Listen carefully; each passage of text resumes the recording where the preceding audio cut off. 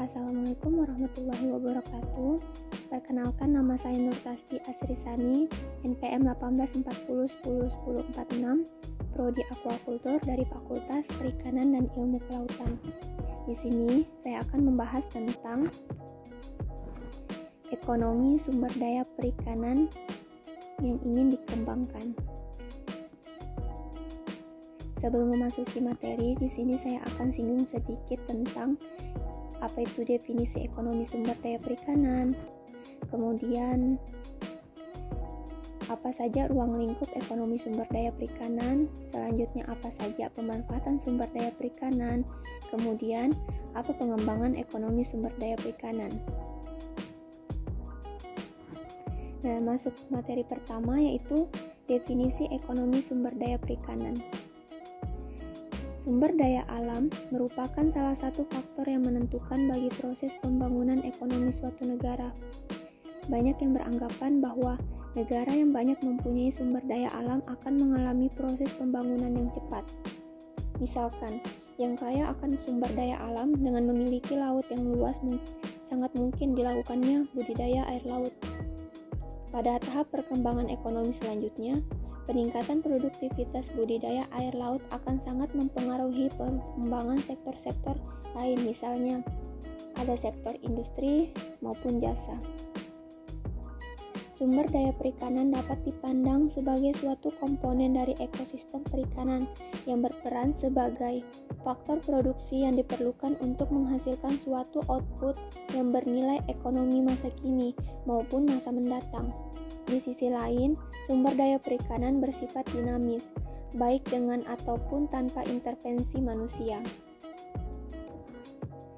Selanjutnya, adapun ruang lingkup dari ekonomi sumber daya perikanan terdapat pada dua kelompok para ahli. Dalam hal ini, kelompok optimisme dan kelompok pesimisme, di mana kelompok optimisme berpendapat bahwa sumber daya alam akan melimpah dan tidak akan pernah habis berlebih-lebih dan dapat diperbarui.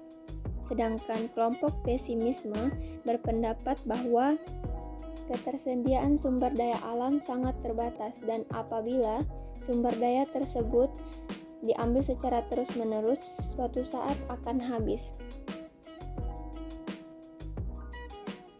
Kemudian, pemanfaatan sumber daya perikanan. Sumber daya ikan berperan penting sebagai sumber mata pencarian, lapangan kerja, dan protein ikani bagi beberapa negara. Diperkirakan peningkatan jumlah penduduk dunia dan kebutuhan akan bahan pangan gizi yang lebih baik akan mendorong peningkatan permintaan produk ikan. Apalagi negara-negara di Asia selain menjadi produsen, ikan tersebut juga menjadi konsumen utama dari hasil perikanan.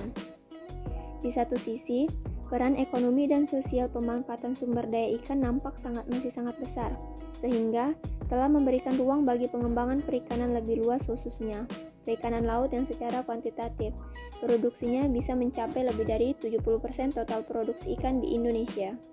Di sisi lainnya juga, kelangkaan dan kerusakan sumber daya ikan dan habitat akan semakin meluas, yang dikhawatirkan pada gilirannya berimbas pada berbagai permasalahan sosial, ekonomi, dan lingkungan.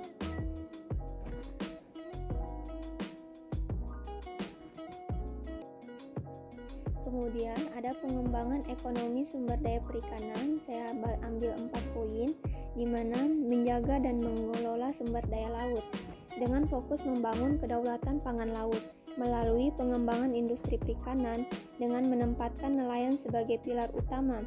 Kekayaan kelautan digunakan sebesar-besarnya untuk kepentingan rakyat. Yang kedua, menaikkan derajat ekonomi rakyat.